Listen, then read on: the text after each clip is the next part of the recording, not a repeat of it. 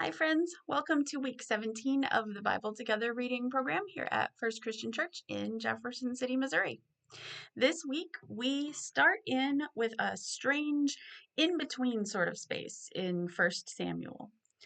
Israel has asked for a king, and Saul has been chosen as that king. But what we quickly see is that having a king is not automatically the same thing as having stability.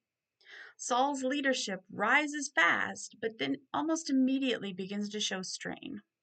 And by the time we reach David's introduction, we are already feeling the contrast, not just between two men, but between appearances and deeper formation.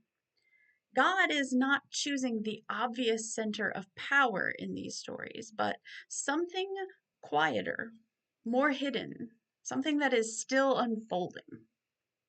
At the same time, continuing to read in Acts. And in those early chapters of Acts, we are seeing a community that is also being stretched beyond what it expected. In Acts chapter 8, the gospel moves out of Jerusalem through unexpected people and unlikely encounters. There's the Ethiopian official who is an outsider in every social and religious category that the original audience of these books would have known.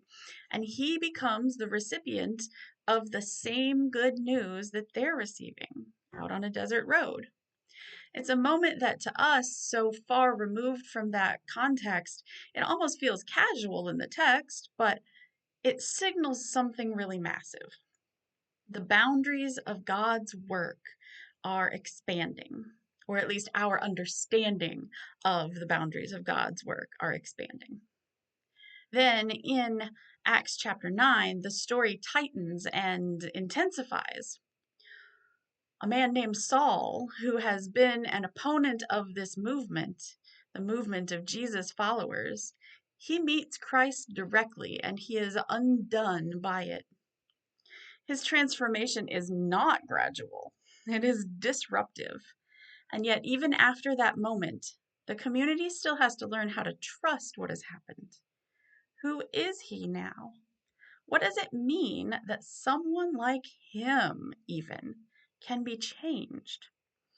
The church doesn't just receive a new believer, it has to reimagine its understanding of who belongs. That tension between expectation and reality runs through both of our readings. In 1 Samuel, leadership is not what anyone assumes it will be. In Acts, the people of God are not where anyone assumes they will be either. In both stories, God is working at the edges, through waiting, through disruption, and through people who don't fit the expected script. So as we move through this week, we are sitting in that uncomfortable but hopeful space where God keeps widening the frame.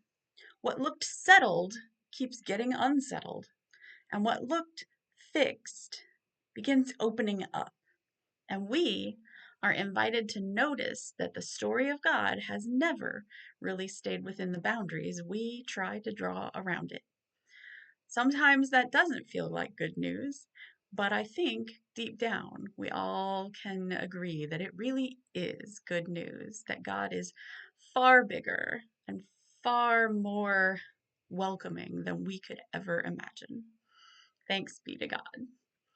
Look forward to seeing you again next week for week 18 of the Bible Together. Have a great day.